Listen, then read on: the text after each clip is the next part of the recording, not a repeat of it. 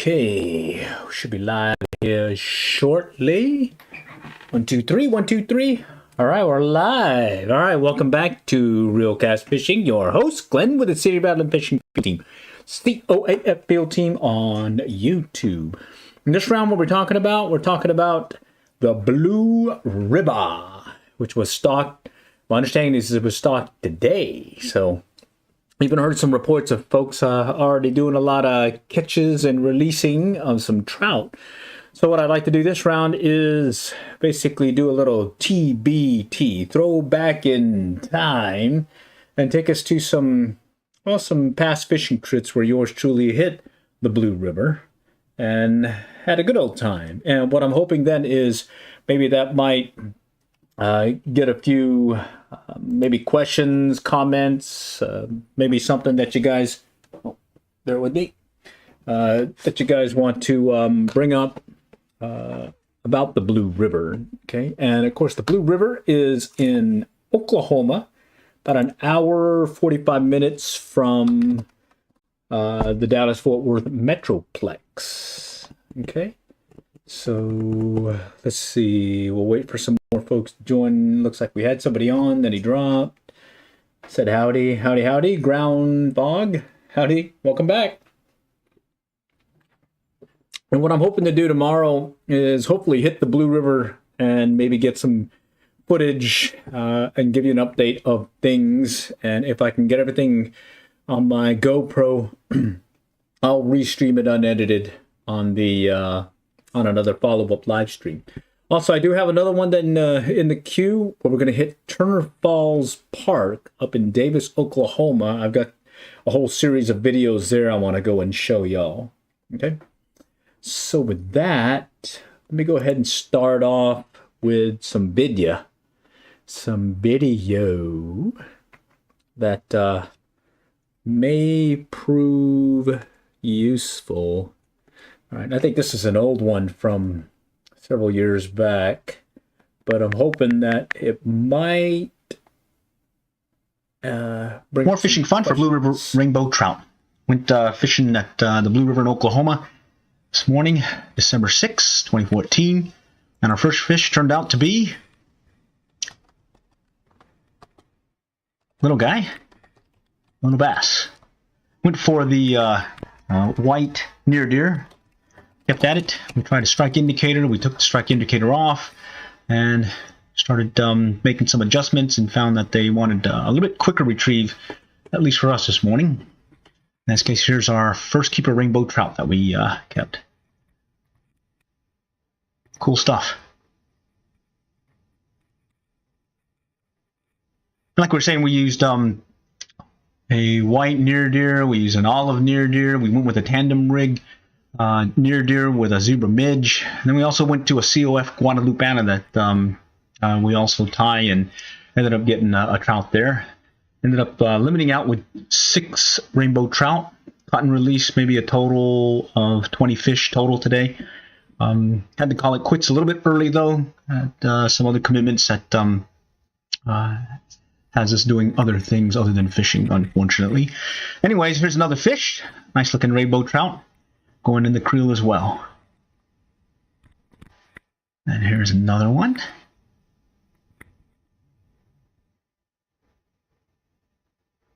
These guys are putting up a good fight and getting him in the net. And this one looks like another rainbow trout. Here's one we're using a strike indicator. You can see it go under here. There it is. Bring this one in here shortly. Speed up the action. See if we can get him in the net. There's another nice looking Blue River rainbow trout. Here's another one. This one went for the Guadalupana. And there's another one. This one went for a white olive near deer. Then we decided to head further downstream and saw someone get a bruiser. Nice looking rainbow trout. And then we kept playing some catch and release and even got some underwater shots of some of the ones we caught this round. This guy's putting up a good fight. We're having a little trouble getting him to the net. He's putting up a really good fight, though. Almost there. Let's see. another rainbow trout. And here's another one that's going to take. And we'll also get another underwater shot of this one.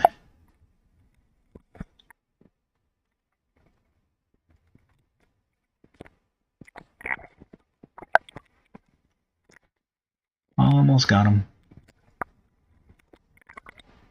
Here we go. Let's see if we can have a look at this guy. There he is. Another rainbow trout. So this round we went with a new rod that we use, a classic Trout Redding that we picked up, and then here's our 6 rainbow trout. So next time we'll catch y'all later, and good luck and good fishing. All right. So that was back in 2014 when I hit the Blue River. And back then the limit was 6 trout per day. It has since changed now. It's 3 trout per day. Let's see. So with that, let's see if I can take us to the next video. And again, hopefully it'll elicit some questions, comments. I am going to hit the Blue River tomorrow. Knock on wood, I may be able to catch a fish or two and maybe limit out. Knock on wood here. All right. Let's go ahead and bring up the next.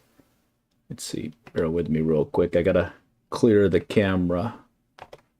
Okay, clear the camera. Okay, let's do it. 21.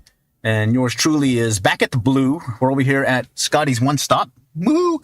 And we picked up the producer along with a white Pat's rubber leg and a couple other flies that someone suggested. All right, so let's give it a shot and see what happens. Wish us luck. All right, we're on the Blue. We're going to go check out the low water crossing area. You can see some folks by the island. Hopefully they're hooking up. Bottom line, we're trying out the producer. Looks like we got a lot of folks out already, so we'll just go camp out over here on the rock. Water's really clear, so let's just give it a try. Just work our way over to the rock and we'll just kind of fish this area for now. And we see some fish over this way popping, just like last week. And then over here, I can see some over here by the rock. And then usually there's some over here hanging out. I already see one kind of lurking down below. Let's see if he eyes it. He's looking at it. Yeah, they like it. They're really close. All right, we're going to adjust the indicator. We'll notice it's about maybe, we started out about 4 feet. We're going to drop it to about 3. We can see the trout in the water looking at it, turning away. So we know there's some trout here. We just need to get it into the money zone. It's got a nice slow sink too. There's one looking at it right now. 2 or 3. They definitely like it. Drift along. Do a little twitchy move maybe. All right, so there's one over here that was definitely hitting it. There's one looking at it. Here's the hit. Got him.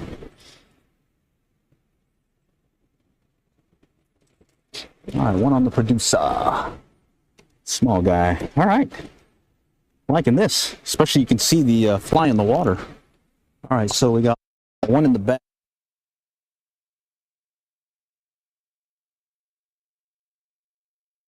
That is a game changer, the producer.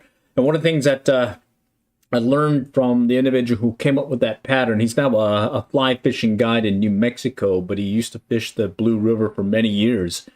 It uses it's a yarn that you pick up from Hobby Lobby, and it has a UV characteristic to it, so that when you cast it and into the water, the trout will see that, I guess, aura or something about that particular fly when you use that yarn. And there's been times where that's all I'm catching them on is using that producer fly. And the good thing is you can stop at Scotty's One Stop.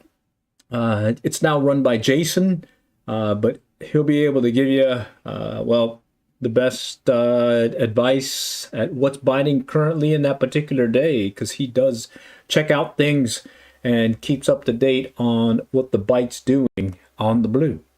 All right, let's go back to the video. Well, not in the bag. We threw it or let it go, released it, and there's a lot of trout in the water right now. And we're also noticing that this fly is white, and you can see it clearly in the water as the trout are coming up to it. So let's take advantage of that. And oops, I didn't keep the first fish of the day, so let's see what happens. There's one looking at it. Other looked at it. He's hitting it. Got him. All right. Maybe we'll keep the second fish of the day.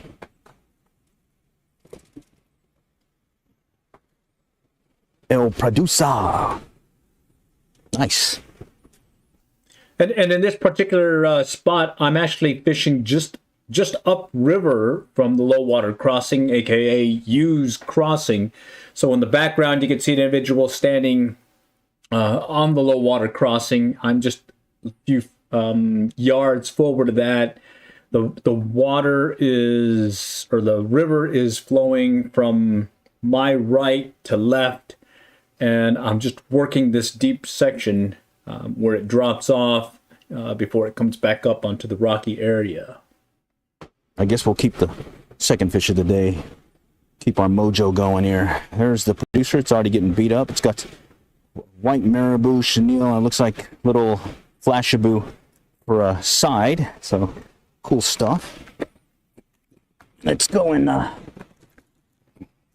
throw it on our creel. And that's our first one. We'll be picky after this since 3 trout limit, and well. Okay, and then one other thing, if you look at the creel that I'm using, you'll see a little wooden tag. One of the requirements, and according to the game warden, that's pretty much the, I guess, violation or ticket that they issue is when you're sharing tags or when you're sharing a stringer. So when you're fishing out there, let's say you and a buddy, you want to make sure you have separate stringers or separate creels, and you want to make sure you have a tag on your stringer. And your tag is on your Oklahoma license. There'll be a customer number. All you need to do is put that customer number on the tag along with your name, which is the same as your ID. Should be the same name, so there's no confusion. And then you're good to go. And then just remember, you can't share stringers. Let's just be a little picky. Get it nice and wet. All right. Okay. It's dead drift today. Dead drift. Just kind of let it flow along the shore and then they hit it. So, hey, good to know. This will be fish number 2. He's actually a nice size one. Thinking about keeping him. Now, let's let him go. Okay, so we kept to the same fly, and we used stop and go retrieve, no indicator, and also no movement. And what we're finding is basically a dead drift now. Just let it drift along. Keep up with the bubbles and get ready for the strike. I can see the shadows going by it, so there's fish looking at it.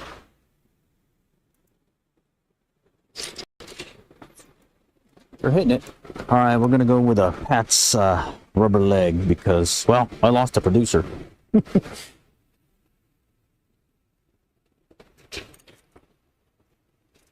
Got him. Dead drift. No retrieve. Just let it float along. All right. Pat's rubber leg in olive. Or green. Olive. I lost the Pat's rubber leg in olive. I'm going to try this one. This is the new one that we just picked up today. See how that one goes. All right, the white Pat's rubber leg did well, and it worked on a dead drift. So this one actually may be a keeper. So I'll bring him in. This will be number 2 in the bag then. It's got a lot of color too. So yeah, I think I'm going to keep this one. All right, let's go see if there's any in the hole here. We just work our way around and take a look. All right, well, we're back in the car. And oh, by the way, yours surely got a dunking. So I ended up getting 2. Released a bunch more, actually maybe about 8 more. And then got to try out the producer. It was working, as well as the patch rubber leg in white. And I'm not sure if I got video, so we'll see. We'll see what happens, because I got dunking and included the camera. So knock on wood, it's still working. Yeah, and one thing is I did have a dunking, even though I had my wading stick. It was an actual stick. It broke on me, and next thing I know, I fell into the water. Ended up dunking my camera. It was a Hero 5, but luckily I was able to salvage it. In fact, I still use it today, but I have shifted over to the Hero 8. Other things is, let's see, in this picture here, I'll just call out a couple of things. Let's see. The one fly that looks sort of like a jig, that's the producer. And all these I picked up over there at Scotty's One Stop over there at the Blue River. See, next to it is a patch rubber leg, and then above it is some kind of midge nymph thing.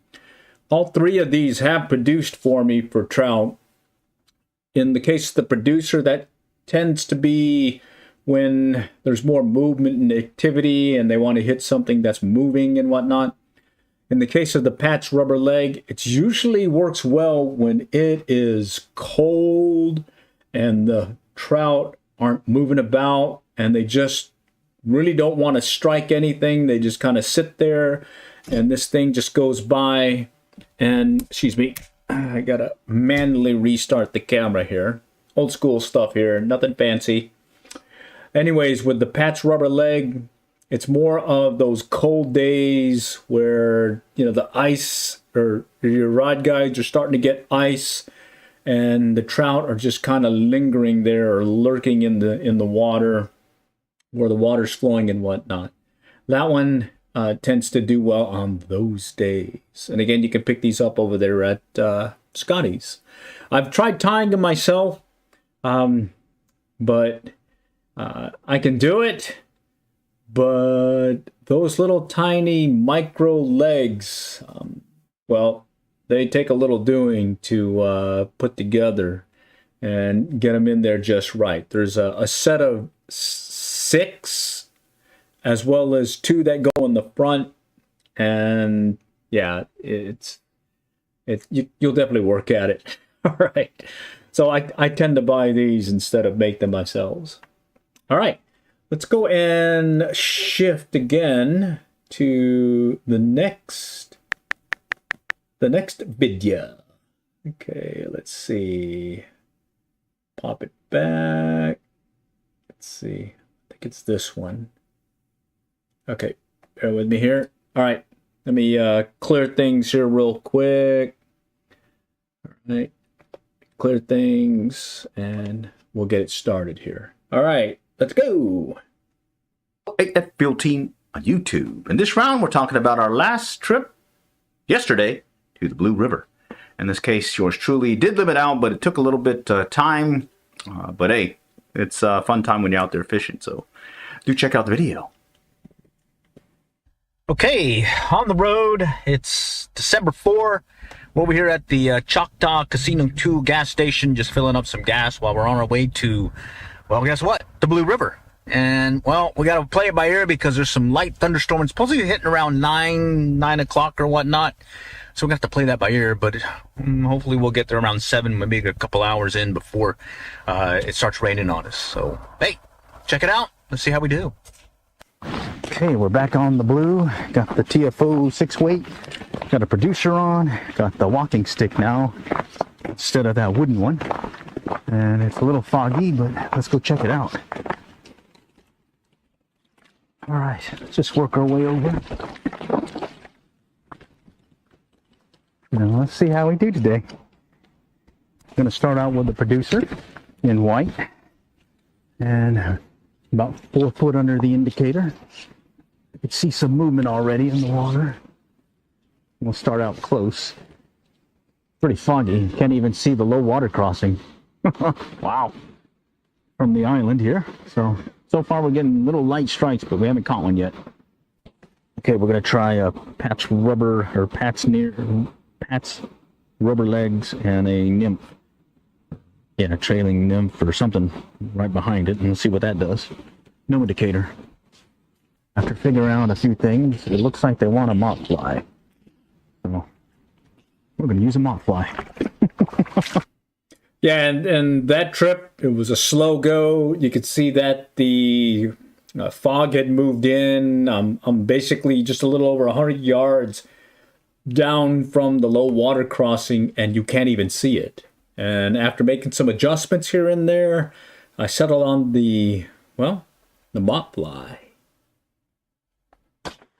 They didn't want the producer nor the Pat's rubber leg, but they definitely wanted a moth fly. So let's go. Let's go get them in a net. All right, first fish of the day on the moth fly. Oh, I just broke it. Moth fly and the hook just broke, so luckily we got another one. There it is. Pretty cool. All right, and there's our customer ID name and tag on there. So we're legal. Okay, and again, I was just calling out here the rules. This came out, I believe, like 3-4 years ago. So all trout in possession must be kept on a stringer marked with that angler's name and customer ID number. All anglers must have their own stringer. In my case, I like using a creel so I can walk around and move about. And so I'll just put that tag attached to the creel itself. And in this video, it's a creel that I've since retired. It actually died on me. I had it for almost close to 30 years, but I've since replaced it with another one. Alrighty. Alright, let's go and clear and... Okay. Oh, bear with me. Okay, there we go. Let's see if we can get another one. Trout limit. Just so let's grab this guy over here. This one has kind of some same as the other one, where it has a little pinkness to it too. I'll go to the other side. See if we can work on maybe catching a fish or two over here. The moth fly worked for that one, then it kind of died off. Then we tried the mega worm. Nothing there. Now we're going to try tandem rig because we were getting some hits off the Pat's near deer. I'm going to do a trailing midge.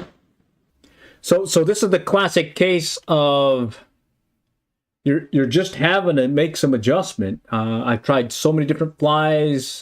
There's been times where I've gone through basically every fly in the fly box to finally find the pattern. In this case, this trip, I finally did find something that was working. If it's net, because I see something feeding somewhere out there on something. We'll see what happens. All right, we put on a producer and it produced. This is number 2 this round. Shovel goes. Looks like those flies at Scotty's are working really nicely. All right, let's get it out of there.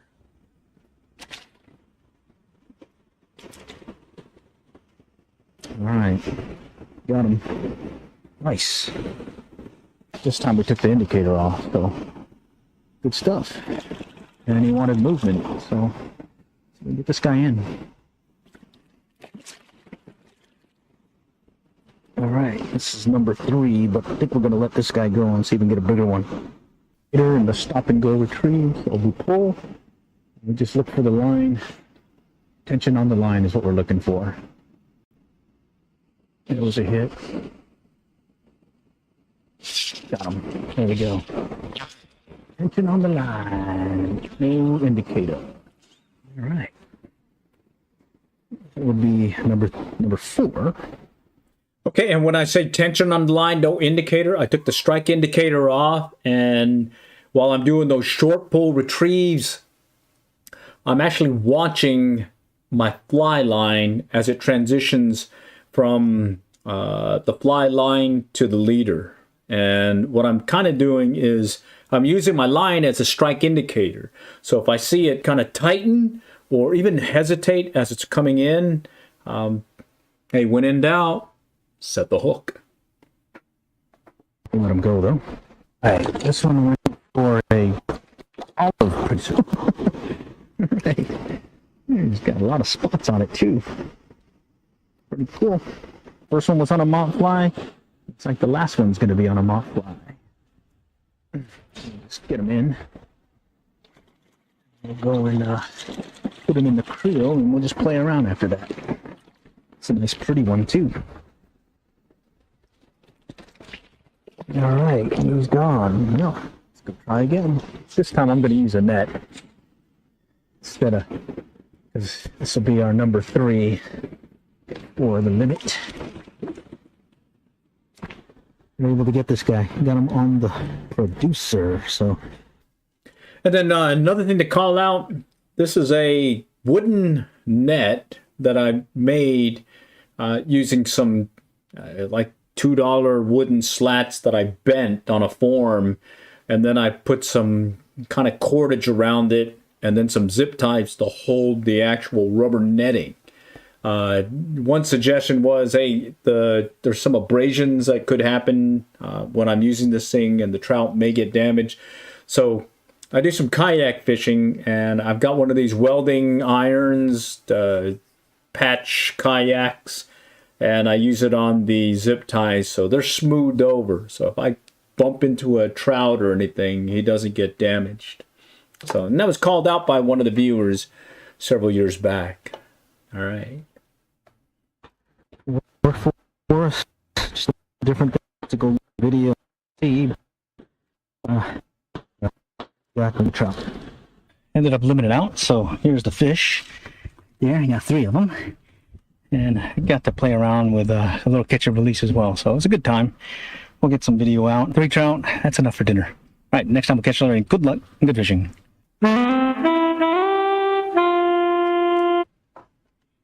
Okay, so that's another fun one to talk about. So let's go on to the next video. All right, and I know, has anyone been watching the Mike Tyson fight? I've been itching to see what's happening there. You know, who are you rooting for? I don't know. It might be a tough one for Mike here, but hey, we're talking fishing. Let me go and shift to the next video.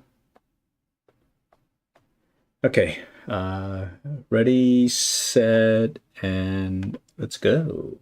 River brought the Bait Finesse Fishing Systems rod and reel combos, and we're going to see if we can catch something on ultralights.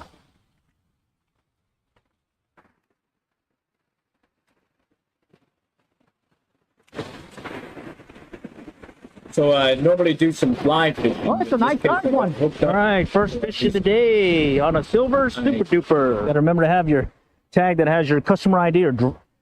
In this case, hey, I got the ultralight bait casting BFS Fishing Bug Bait Finesse Systems. In fact, right there you can see down here there's 4 bait finesse style gear that I have.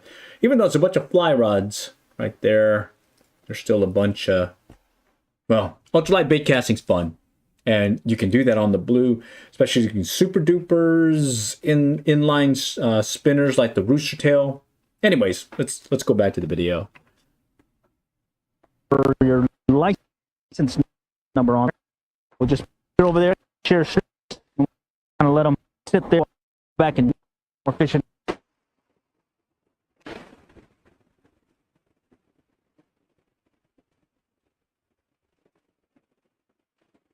I think the video is kind of low on this one.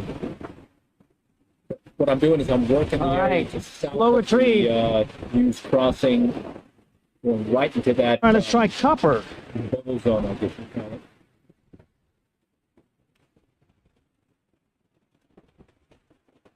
it. I am doing different retrieves, trying to figure out what's happening. Hit it right at the top. All right, first one on a copper super duper.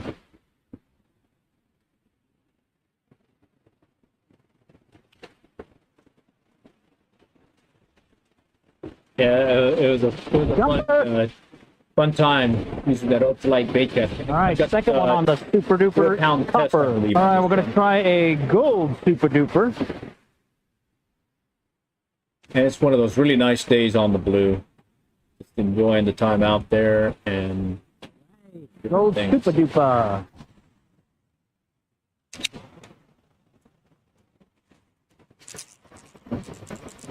All right, close. Gold super duper.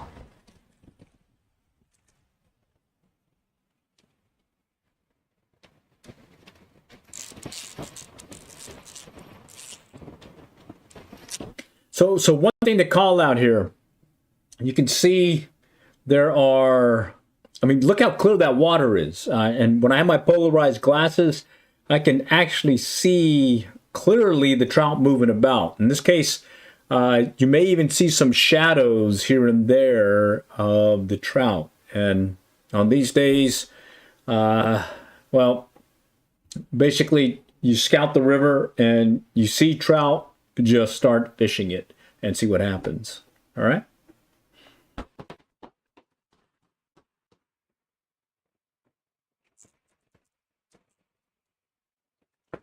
Little guy.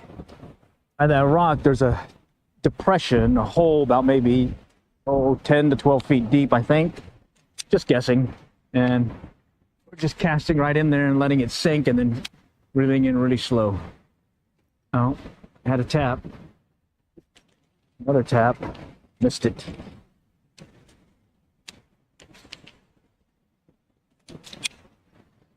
There he is. All right. Took it on a slow retrieve. And this rod that I'm using, so I got the Shimano Scorpion BFS XG, paid like close to $300 for it, and I put it on a $25 micro light fiberglass rod that I picked up from Bass Pro Shops. And well, it has a thick handle that I'm not used to now that I've shifted over to some other ultralight rods. But this one is fiberglass, and it's got this really whippy action that definitely helps when you are casting some of those ultralight lures. I mean, it gives you just a little bit extra give to just get that lure where you need to. Plus, it's fun. Nice one.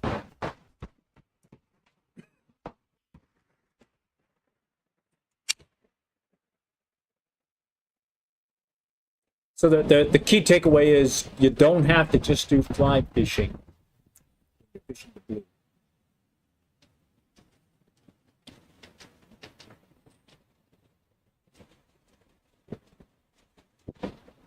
Typical super duper fashion. Fish it slow. And you see that little rod tip kind of twitch? That was the indication of the strike.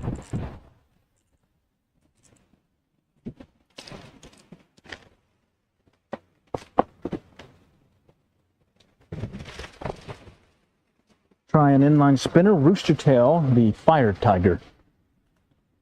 Oh yeah, those rooster tails definitely are a game getter.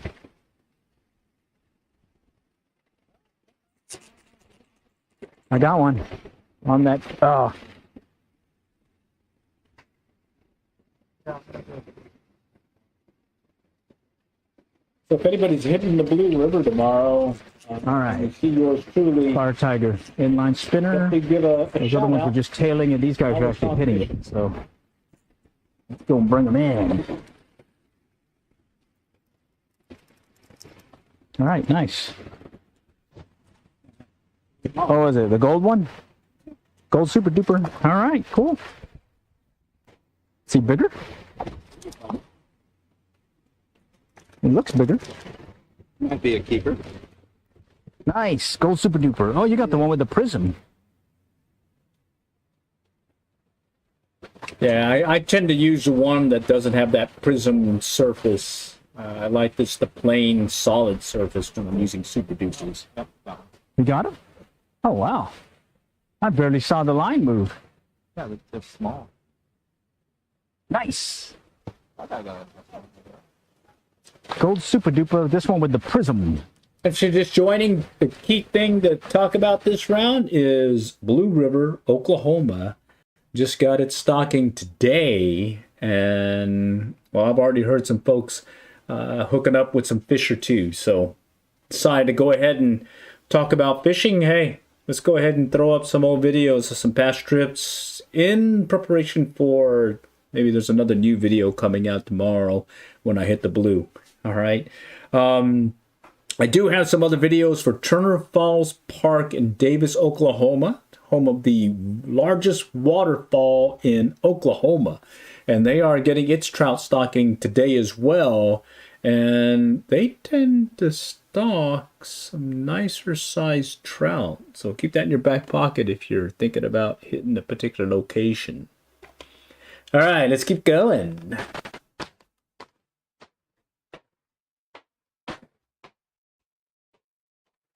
All right, we're going to switch out for the smaller size, the 501.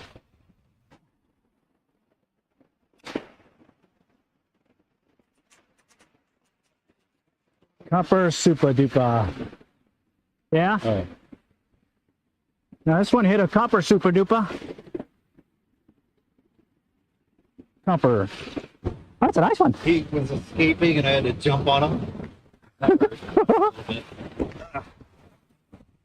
Yeah, that round I used the gold, All right, I used nice. There's copper, a bunch I over there. used silver. It's easy to get to if you go by the water. I And, sit to the point where I thought it was going to get stuck immediately. yeah. Oh, I reeled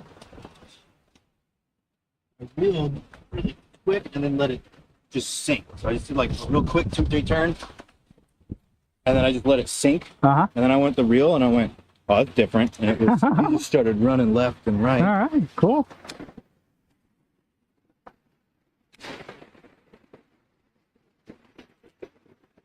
I definitely like how the fiberglass rods whippiness, when they hit, you can see it kind of react to the strike.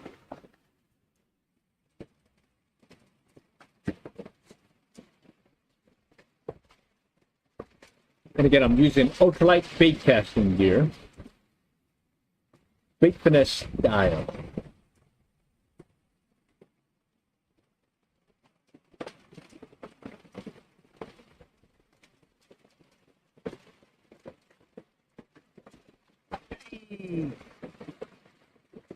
Gold super duper.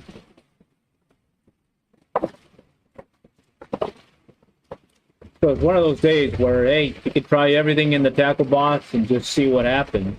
And certainly taking advantage of that. Oh yeah, I had a little oops where the top section of my rod Copper just super came duper off. 502, bigger size.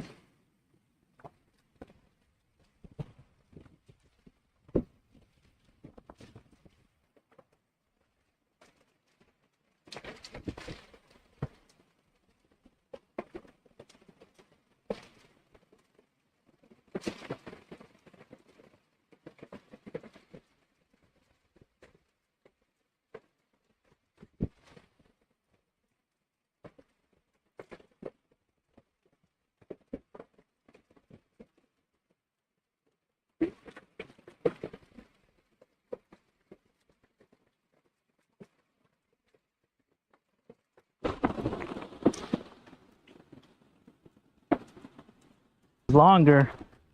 Mine is just fatter. Yeah, they're pretty much the same. I got a little tubbo on mine. See? See the tummy? Go, Timmy.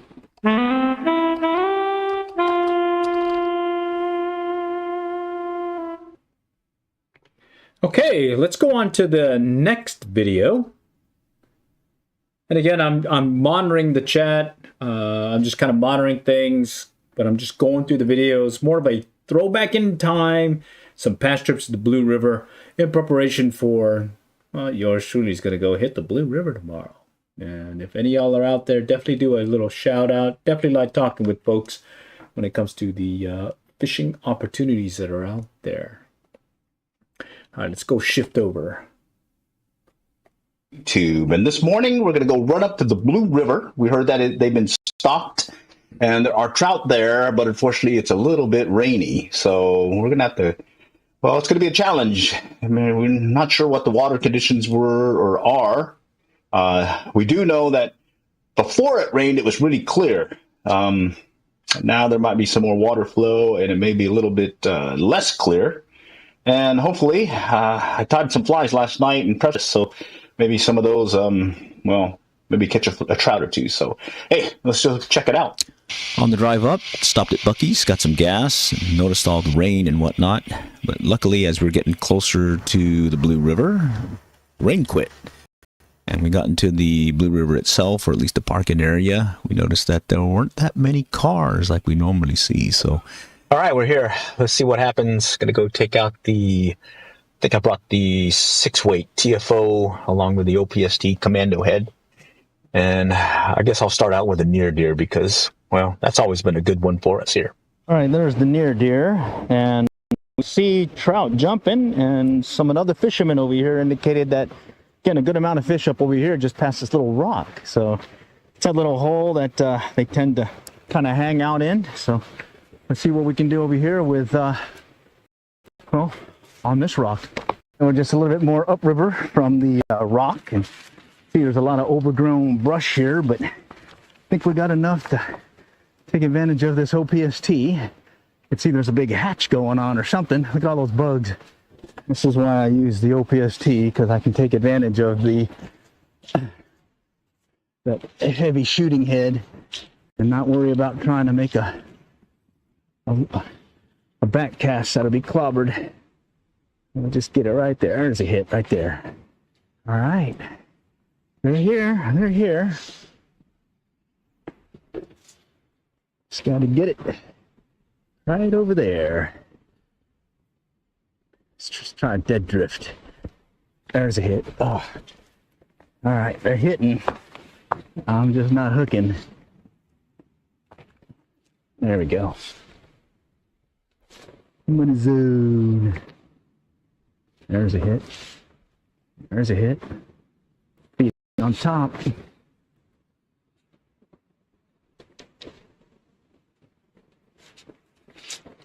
There it is, right there. First fish of the year. Nice. All right. All right. First fish of the day. It's going to be a rainbow trout. Put them in the creel. I always keep the first fish of the season and the year and the day. And again, you got to make sure you have your tag on there. And let me go dip it in the water. Make sure I can keep them nice and fresh all day. And just get it nice and cool and wet. And he'll be good to go. All right, and here's what I'm dealing with. Got a lot of brush, so I'm standing over here on the other side of this brush, and I'm kind of doing a sweeping cast up there and shooting it over, having to hold the line so it doesn't tangle with what the brush near my feet. And I'm able to get it to the middle of the river. OPST is rocking. Okay, let's get set up again. Just get some of this stuff out of the way and get set up from a cast.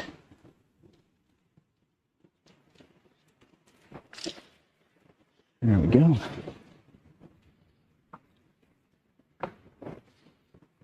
I bet a little movement would do it if I took the indicator off, but I kind of like the right now because I'm having to deal with all this stuff around me.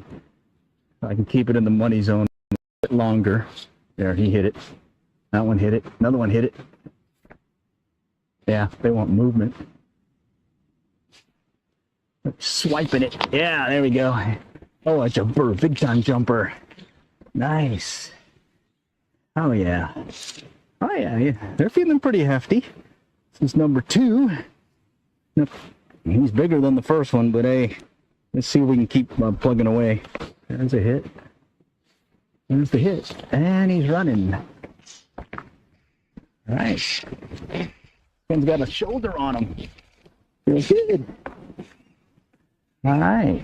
There's his buddy looking at him. There's like another one looking at him. Two of them. Nice. Let's put a nice bend too in the rod. See if I can get him over. So the limit is 3, and well, this one's again bigger than that first one, but you got to keep the first one of the year. Let's go see if we can get another one, a bigger one maybe. What do you say? Hey, and one of the pluses to be able to go fish the blue as well, you get to meet some pros out on the river. Good, good. I've been trying to come up, but I thought you were down on the block last weekend or before last, weren't you? yeah, last weekend. But I mainly went there to go listen to music. Was the fishing any good? Oh, just playing around with that Tenkara rod. So it was great meeting up with some of the pros on the river, and at the same time, got to see them catch lots of fish. All right, let's go run over to the island and see if there's anything hitting. All right, let's do this. Back at the island, it said that most of the fish are happening further upriver, up the crossing. And we just saw someone with a nice sized trout. So hopefully we'll be able to maybe catch 2 more to make a limit.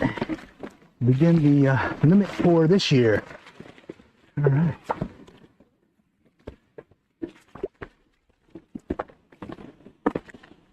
All right. Here we are. See if there are trout by the island. Well, we saw lots of trout in the area, and unfortunately wasn't able to get them consistently on the hook until I figured out the pattern. So here's yours truly figuring out the pattern. I got my polarized glasses on, and I can definitely see a lot of the trout kind of under the undercut bank on the far side of this pool, and they kind of consistently been there, and here's one on the line.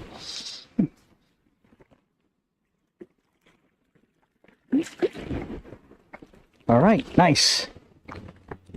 So far I've tried basically a dead drift or a little short twitch. In this case, I'm just kind of letting it float along, follow the current, watching for the strike.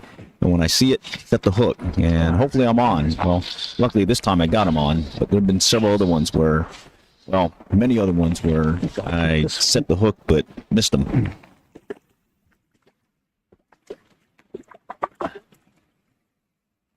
All right. Bigger than the other one. Nice. So I continue on. I did try a mop fly, and now I'm going to switch over to another fly. Let's try a white near deer. Seem to be hitting everything, so let's try it. So here I'm watching, and I can see the trout come up behind it and short strike it as well as actually hit it. And I'm trying, again, that slow drift as well as a twitchy retrieve, a like short pull on the indicator just to give it a little movement. And it's getting hits, but it's not as consistent as I want. And so I'm going to switch it up later. But for now, I'm kind of sticking with this because it seems to be working.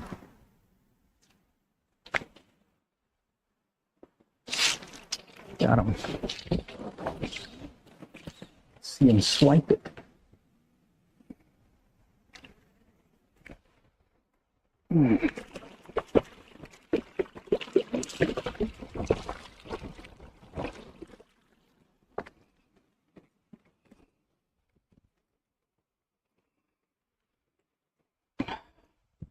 White near deer.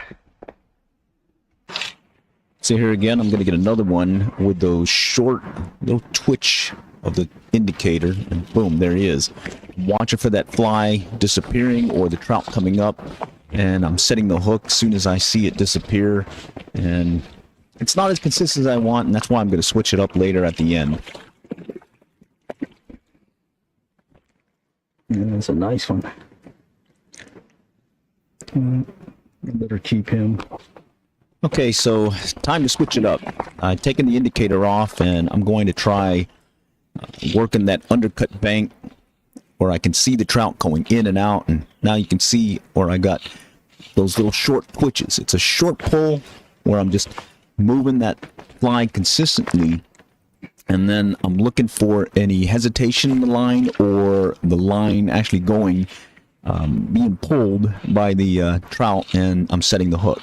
So here again, just watch the hand, short pull, stop a little bit there. I saw it move, and I set the hook. So this went on for a good 30 minutes, and then, well, it started to rain on us. So we're going to have to call it quits here. But when you get a chance this season, try giving the Blue River in Oklahoma a chance over there in Tishomingo, Oklahoma.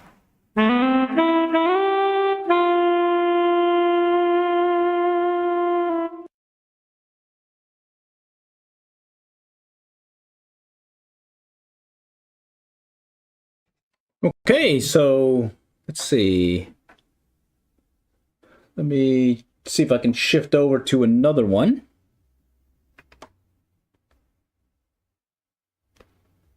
Okay, I think this one was not too long ago. YouTube. And this round, went to the Blue River on a cold Sunday morning to do a little fishing. Okay, we're here at the Blue, just over here, stopped at Scotty's, had to pick up some more flies. These are the ones that I don't normally tie, and they seem to produce for me. Got a mix of some, it looks like nymphs, some producers, as well as some patch rubber legs. All right, let's see how it goes today. Alrighty, coming into the parking area, low water crossing, got a lot of folks there, so we decided to move on and head up the hill and head up to the parking area for Desperado Springs. Okay, we're back. We got the TFO 6-weight on the OPSD scheduled head. I'm going to start out with a near deer, but we picked up those flies over there at Scotty's just in case. Got a walking stick or wading stick, and we're going to go see if we can get something here on the Blue. Temperatures are about 27, I think it is right now, so it's definitely chilly. Definitely chilly out there, and while on the way, decided to make some stops along the way at the various barrels or stocking locations. So here's barrel 2, and now we're on to barrel 3. It's kind of tight here, but looks very promising just from a shore access standpoint, maybe a little tough. And that was barrel 3. We'll move on up, and we continue on to the next barrel. It should be barrel number 4, and sure enough, there's the view. And again, it looks like it's going to be real tough to get to a access location, and then go on to the next spot. In this case, I decided to sidetrack and take a look at a spot that was recommended by Zach Flatt, formerly from Oklahoma, now a fly fishing guide up in New Mexico. Has some great tips on the Blue River. Do check out his site. And this is the Boulders. Arrived at barrel 5, and this is the destination where I went last trip. And I'm going to go ahead and give it a try. Really cold temperatures, so I'm anticipating it's going to be a slow bite. So I'm going to have to play it by ear. His recommendation was to try some patch rubber legs and whatnot, but I think I'm going to try that olive near deer before I mix it up. All right, we made it up here. There was no cars when we first drove up to the parking area, and then one other car drove up, but I think right now I'm the only one here, at least this section of the river, so let's see how it goes. All right, we're going to work our way across and then kind of hang out by the sandbar. Here's that TFO 6-weight on the OPSD scheduled head. Got that Oros indicator, about 3 foot under a near deer. Temperature's chilly, but I think water's actually warmer than the air temperature. So, hey, let's get in the water. Got on a mott fly, and that seems to be the ticket. We started out with an olive near deer, switched over to a white kind of producer, and then we tried this other jig, or not a jig, but more like a midge with an orange bead. Didn't get any hits. Tied on a mott fly, and sure enough, we got a couple of hits right in a row, so we'll see if we can get one. No luck on a chilly but nice morning. Well, we heard from others that you can access the sandbar a different route, so decided to check it out. All right, apparently you can. It looks like you just got to walk the sandbar, come up to these rocks, and use your wading stick and kind of work your way over. But it does get shallow as I get closer to the rocks, and I'm using my little 3-point move, so I make sure I don't lose my footing. And yeah, I'm pretty much almost on the other side on the rocks now, so yeah, you can definitely cross here, but just jumping in the water basically. Just take it careful. All right, yeah, come down this way, follow this little rock pattern and work your way across, and you're there. All right.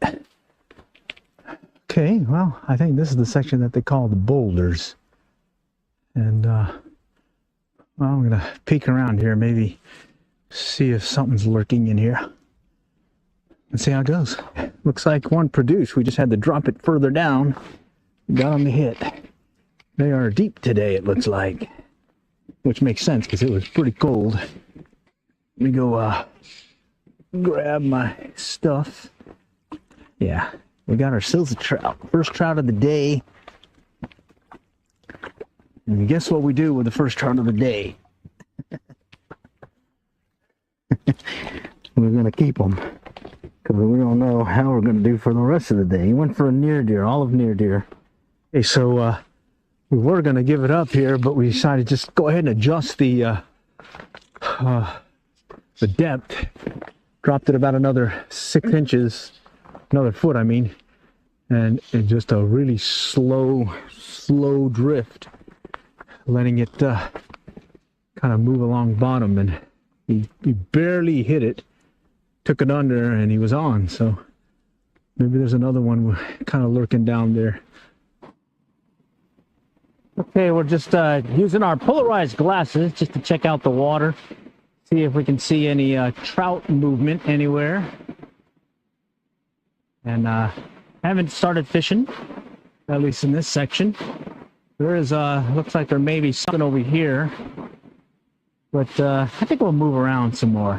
We're going to cross over here. I thought I saw some trout back in this area, so let's go check it out. Opens up into this area here. Let's check it out. This is pretty cool. Pretty cool. I think this is what beavers do. On at the low water crossing, views crossing. Let's see if we can get something here. We need 2 more to make a limit. Okay, before heading into the river itself, we're going to take a walk to the low water crossing over here at Hughes Crossing. We're going to take a little peek. Polarized glasses, kind of looking in the water. I can see some trout moving about. Going to go skip on to the next spot. I can see some more in these holes right here. They're definitely there. Just, well, you got to find the pattern. You got to find what's working. Definitely chilly day, so it was going to be a tough one for us. Slow it down today. All right, not a bad Sunday out here. Water's clear, much clearer than where we were up by Desperado Springs and the boulders. And say the bite's a little bit slower today, but well, maybe we can get a limit. All right, let's go check out the island. All right, they may be in that undercut. And there's another individual on the other side of the island, so we need to be careful.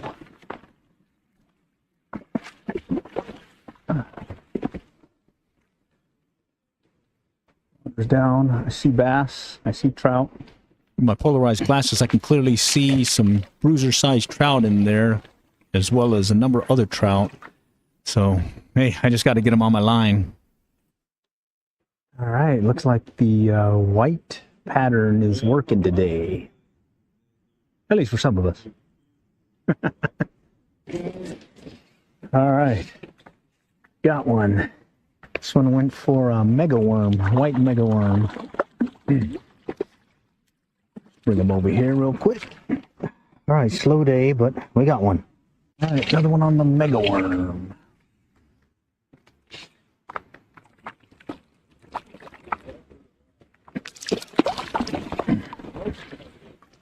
All right, there we go. Mega worms rock today. It's a good day. Ended up limiting out. All right, I think we'll do a we'll do a video on this.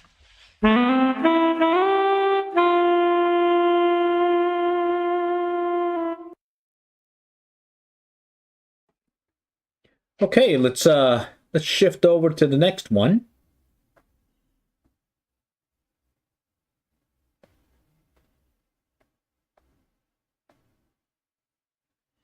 COAF field team, and what we're providing are some suggestions and tips on places that we fished in a simple format. We call it the 3 W's: what we tried, what worked, what we learned. And hopefully you can apply that to places that we fish, as well as maybe a similar situation where you're fishing as well in a particular location in your area. And so let's take us to this trip. In this case, we went to a Blue River down the road, or actually up the road from us in the city of Allen, about maybe just less than 2 hours away. And we took this trip on the 11th, November 2018. And the particular area that we fished was Hughes Crossing. And what we'll do is we'll describe the area, the approach that we took when we fished it, as well as the 3W. All right, so let's take you there. So give you an area overview. It's a beautiful day here on the Blue River, over here at Hughes Crossing. We'll go check out how the action's going here shortly. So wish us luck. In that inset video that you saw, you'll see right here that marker. And the next shot you'll see is where we come up to this location, you get a view of this side creek that was formed recently from a lot of the floods and whatnot, as well as some of these trees are gone now and some of this bank here. But bottom line, it's still fishable. And then there's another view that will take you here, as well as along this road, this low water crossing. And then we'll take you back over here to where we'll take a look at this rocky outcropping and then this rock, and we'll start looking at some potential opportunities for some trout. So let's go ahead and take you to the next piece here. All right, and so there's the view downriver, and what we'll typically do when we look at a particular area is we like looking at fast water, moving water, because trout tend to hang in there, but not all the time in that particular fast water. They'll be kind of hanging into maybe a lull in that water. So in the past, we've caught fish all along this area here. Let's see if we can take you here. All along this whitewater area downriver has been a very good opportunity for us. And then over here, you'll see some rocky outcroppings, and then further down here, there'll be a little island. It's kind of gone now. I mean, there's just a little bit left, but that's a good area to go to and check it out. But in our case, what we wanted to do was just continue down or across the low water crossing and take a look at maybe some fish. And so what we have is our polarized glasses, and we're looking in the water. And this is that side creek that we described earlier that was formed, and we've seen actual trout. There's an earlier video that we posted where we walked this stream with our water wolf camera, and you can see trout from small ones to larger ones in this area. So do tread lightly, because the water is only about maybe a foot or two, well, maybe a foot at the most in places. There may be a hole or two here that may be a 2 foot deep, but a foot or less would be realistic around this area here. So do tread lightly, because there may be some trout there. There's a lot of rocks and holes and pockets to look at, and in our case, that's what we did. We had our polarized glasses. You can see different places. In particular are some pockets of rocky outcroppings and whatnot, and right in here. And what we're looking for is any movement, some dark shadows, trout. We got our polarized glasses. We're looking for some movement, some activity. If we don't see it, we'll continue on. Since the water's clear enough to do so, we don't have to do some blind casting. We might as well spend our time focusing on those areas that are holding fish. Here we are, continue across. We're on the other side of the crossing now, and you can see some more rocks, some pockets, some deep holes and whatnot are here. There's a rocky outcropping here.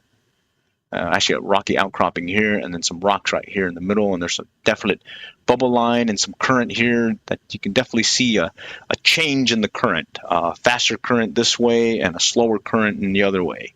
And so that's going to trigger some thoughts from some past fishing trips where we've seen them kind of lurking in that particular area, where that transition zone is. All right, and so we came across the other side of the river. We're looking upriver, and we're taking a look, and there's that rocky outcropping, and there's the other piece right here where we have the that little, or that good-sized rock that's sticking out of the water as well. So what we're going to do is we're going to situate ourselves on this rock, and we're going to work this area where there's some transition zones as well as some deep pockets. And what we're looking for are shadows, movement. We got our polarized glasses again, very key to this. And because we're right-handed, we're going to cast over our left shoulder, and luckily we have our OPST Skagit head and this 5-weight that we like using. It's been very well for us in being able to reach across the river or different areas without having to use traditional overhead cast. That'll come to play later on. There's another view. Once we're on the rock itself, this whole area is very good for trout. What we like doing it typically is we'll start here with our polarized glasses, look for that movement, and we'll just continue upriver, be it on the right side of the river, looking upriver, or to the left side. What's nice is there's no longer a lot of these trees and brush that were here. This has got washed away, and a lot of the trees got knocked down. So if you're fly fishing, you're able to get some nice overhead casting. Your back cast isn't near as clobbered as it used to be. But if you're on this side of the river, the right-hand side, as you're looking upriver, there's still a lot of trees and whatnot that you'll have to contend with. And so what we're looking for is movement. What we're seeing is some movement along this area here. There's a faster current coming this way. Over here on the far side of the river from where we're situated, and we're standing right over here where our pole is showing. And then you'll see another current or a transition zone, and then it'll get kind of like a little slower area where we can actually see trout lurking down below. And then it'll come back to our left downriver right before the crossing. We'll speed up again. All right, and there's the overview, head view of use crossing, low water crossing, and how we decided to take the approach on how we're going to fish this area. So let's go ahead and take you to what we did next. Drifted down deep, and you can actually see fly in the water. Oh, you can actually see them take it. All right, so just a little clip or snippet of what we were doing. What we decided to do was, again, we're casting over the shoulder, casting forward, or casting sort of on a offhand shoulder and casting forward upriver.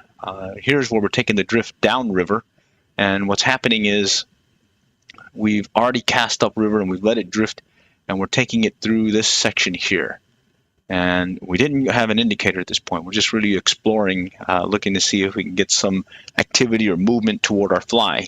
And if we do see that, then we'll continue to work it that way. If not, we'll change, adjust as need be. Again, so we just worked our way downriver. We took the drift, and we're just letting the fly drift down into this pocket here, actually this hole, a fairly deep hole down here as well as back in here. And then there's these pockets again that we showed you earlier. Another deep hole over here and some rocks here that we're looking for. And again, we're seeing movement. We're seeing dark shadows. We're seeing actual fish. We're seeing trout coming to our fly.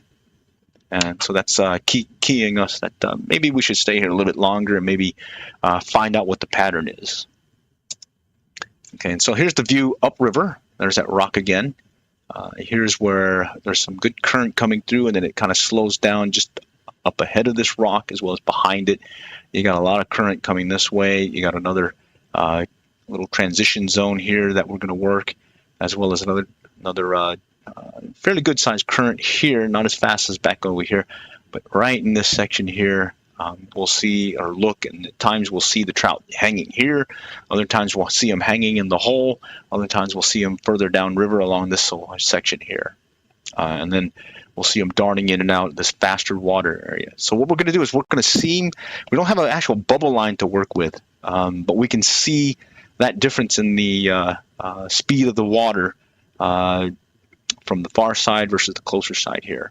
And then initially we're able to see fairly close, or actually to the bottom of this hole. And that's keying us to, let's go ahead and stay here and explore a little bit further and try a fishing fly. And what we'll start out with at least something to get it down deep, because we see them deep. So that keyed us to go ahead and work further down. All right. So that was the approach. We'll go into the next item, which is what did we try? So we're going to the 3 W's now. And the first thing about the 3 W's is what we tried. And what did we try? We tried a single streamer, olive near deer, olive woolly bugger, a chartreuse orange mott fly. Why'd we go with those? Because we wanted them to go deep. The olive near deer we're using was a 180 ounce heavier near deer that we can drop it further down faster into the water column. The olive woolly bugger we had, unfortunately, wasn't as heavy as the olive near deer. Just we noticed that the near deer because it was heavier, was able to get further down, and we got more looks that way. The chartreuse orange mop fly, that was a good one. Mop fly in general, it tends to sink quicker, even though it doesn't have as much weight, because that little mop nodule or whatever that you get from those microfiber mops tend to soak water well and sink quickly, and they have that undulating action as they kind of flutter down into the water column.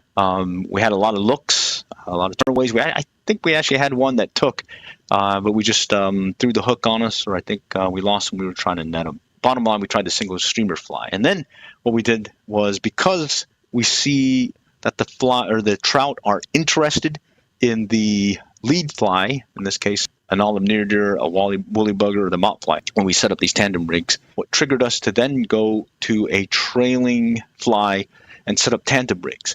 And so as a lead fly, we would start out with the olive near deer or the mop fly. The woolly bugger just wasn't enough weight to get it down quick enough to where we wanted it to. And then we went with Rainbow Warrior. Why? Well, because the last time we were there, Rainbow Warrior was doing well, and they seemed to like that pattern. And then we also tried the trailing zebra midges in red, black, and white as well. Why? Well, yours truly only tied 2 of the Rainbow Warrior midges, and sure enough, ended up catching 2 right away, and ended up breaking off. So I was down to 1 Rainbow Warrior, and so to make things interesting, might as well go see if something else will strike on there. So what we were looking for then, after we knew that the Rainbow Warrior was working, was something that was in the same size. We initially wanted something in the same coloring, so with white, didn't get anything there. Went on to the black zebra midge that tends to get a lot of good hits in the past, and nothing there. Then we went with the red, nothing there as well. And so we tried that, we mixed things up, and finally found a pattern eventually, and we'll get to that here shortly on what worked. But we do want to also note that we had to make some adjustments as well for the strike indicator and adjusting for depth. We initially tried not having the strike indicator. We just were going to fish it, see if we can go with 1 fly, no tandem rig, and just, because it makes it easier, and also we like to try fishing without the extra accoutrements that you may have on a particular rig that you're fishing, and going simple, keep it simple, stupid type philosophy. And while the KISS principle didn't work in this case, so we had to go to the tandem rig. That Rainbow Warrior midge was very good. We did have to add that strike indicator, because what would happen is if we were going to work downstream, drop that fly, that indicator was actually good to keep off the line. It was better just to fish it without that strike indicator, because we were fishing downstream. We could actually see our fly sink to the location that we were looking for. Later on, when we were trying to fish cross river at the classic 45 angle upstream cast, I just couldn't do it without the indicator to keep it in the zone, the money zone where they were hanging out. So and that strike indicator allowed us that flexibility to cast cross river, up river, and start working the section of river, that transition zone or the bubble line, in this case the transition zone between fast and slow water. The other thing is adjusting for depth. We started out with initially about 2.5, 3 feet. Saw that we had them coming up but turning away, decided to go ahead and drop it. We actually dropped it down about 5, 6 feet, and a heavier fly, and that got it down to the depth we needed to. We could initially see the reaction of the trout, and then at least what we noticed was trout would look at the lead fly, we would see them come, and then they'd turn away, and then shortly after we'd get a hit on that trailing fly. And so it was more like a stimulator, or some kind of visual stimulation to say, hey, there's something moving in the water column, I want to go for it. It doesn't look as tasty as I want, but oh, look at this little midge. At least, that's what we're thinking. Of course, maybe that's not the truth or the case, but it sounds good. All right, so that's what we tried. So let's go ahead and take it to what worked for us. So we take that same philosophy of using a heavy-weighted streamer, olive near deer, the chartreuse orange mop fly. In our case, that olive woolly bugger that we were using was just not enough weight to get it down. And then the tandem rig worked. Trailing Rainbow Warrior midge, that was the key. Caught 2 on it, and then worked very hard to catch another 2 without it, because we only had one last Rainbow Warrior in our fly box, but we were kind of wanting to get a limit, went ahead and put Rainbow Warrior and went for broke and ended up catching 2 more after that. So maybe would have made a quicker day, but who cares? We're out on the river fishing, so I'll spend all day on a river, even if there aren't biting. Anyways, so what worked? We say the olive near deer, the chartreuse orange mop fly, tandem rig to a trailing Rainbow Warrior midge, and then some other things, adding that strike indicator and adjusting for the depth, in this case deeper. Alrighty, so let's go and shift over to what we learned. In this round, we wanted tandem rig fly. So anytime we go to this particular river, and we're just not talking of this one section, low water crossing, but this will work across the board. As we work the river, is locate the fish. We see them that they're holding deep in the water column. So next round, we'll just go right for a heavily weighted lead fly, be it the bugger pattern in olive, or switch over to a chartreuse or orange mop fly, weighted to get it down in the water column. And then we'll put that trailing midge, Rainbow Warrior midge in this case, size 16 on a caddis hook. Learned that other midge patterns didn't work this round, so we'll try that. That doesn't work next time, but we still see them looking at the lead fly and turning away, then we'll definitely adjust on that Rainbow Warrior midge. On that round, this is what we discovered, worked for us. Looking at other things, again, we talk about that strike indicator. That's what got us into being able to take the fly or the tandem rig into the zone, be the transition zone that we were working, or upriver or downriver, and being able to keep it in that zone where the fish were lurking. And then also adjusting for them. In this case, it was 5 foot plus. We could see the trout reacting to the flies, but as they're moving above us, above the water column, they would turn away and not really work much harder to go chase after it. But you drop it down to where they're lurking, boom, we're getting our hits. We tie our own flies. In this case, we've got several playlists that we'll post, or some quick tie videos that we post on our YouTube channel. The Rainbow Warrior midge, the simple mop fly, and then the olive near deer. So they'll be available for you. We can put some links and whatnot in the description as well, so that you can access it fairly quickly. And guess what? These work at other places too. So keep those in mind going forward. Alrighty, so those were the 3 W's, and this is what we learned. But oh, by the way, some things that probably useful, be it if you're not a fly fisherman, but you want to still fish the Blue River, regardless of what gear you're going to use. Fishing license and tags, you're going to need it. Acquire Oklahoma fishing license. You can purchase online if you're here like us in Texas.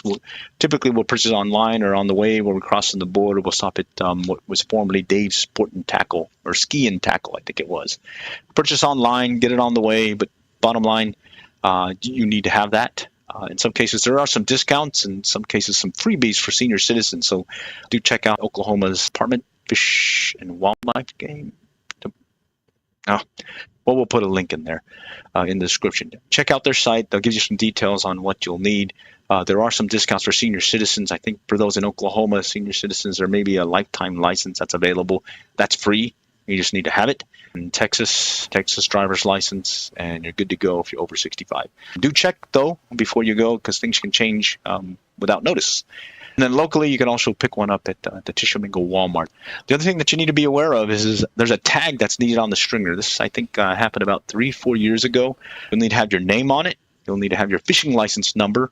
And additionally, you can't share your stringer with another angler. So that one stringer is yours. Your limit goes on there, or your trout go on there till you have your limit.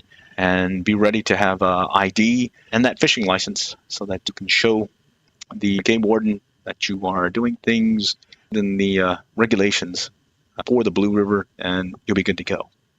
Some other things to keep in mind: polarized glasses and a net. Got to have the polarized glasses. That's what allowed us to see the fishing activity in the water. Look at those pockets. Look at those deep holes. Look at those shadows and whatnot that look like a fish, but we're not sure. But when we put the polarized glasses, we definitely could see it. Additionally, have that net. There are some bruisers, especially when they had the trout derby. They put some good-sized trout in there. And this next trout derby, I believe it's going to be next year, President's Day weekend. Plan for some nice-sized trout to be also stocked. And I said just recently, they were just stocked. I think it was yesterday. Let's see, the day's the 30th. It was either yesterday or Wednesday. So there's another stocking, and it gets the Blue River gets stocked weekly. Bring waders and a wading stick and staff for the fly fishermen. We suggest having the waders. Maybe you're not going to go in the river completely, but it's always nice having the option to, if you need to get into the water and get into places that have the fish lurking, it's really nice to have that. Also have a wading stick or staff. We initially have we still have the wading stick. It's the one that we picked up when we fell in the water. There's a lot of rocks there. You slip. Be prepared to have that wading stick or staff available, because that will help you have that 3-point contact when you're trying to navigate the river. We have this shooting head. It's a one-headed spay fly line that we just got into about a year ago or so. Previous to that, we were using some spay casting or switch casting gear. That worked well for us, and then we found out that you could do it one hand instead of having a two-handed rod. And then we could use our normal fly rod. In this case, we're using a 5-weight 9-foot fly rod, and that OPST commando head has given us a lot of flexibility in being able to cast across the river, cast to places that we don't normally cast to, because we just can't reach it because of our back cast is clobbered, and additionally the roll cast just doesn't get to where you really need it to. And this was plus for us, where we're on this rocky outcropping and we're able to shoot the line upriver to where the fish were lurking, as well as continue to work close in, so we didn't have to have a huge spay rod or switch casting rod. And then lastly, dress warm. Layers preferred. That's it. We did put a little gear video, what we wear for cold weather for fly fishing gear, that may be of interest for folks that are thinking about fishing the Blue River, as well as maybe fishing any river or location that is cold. Some good points there that you might want to take a look at. Alrighty. So thanks for stopping by, and do come back. What's next round, we want to talk about Trimmer Falls.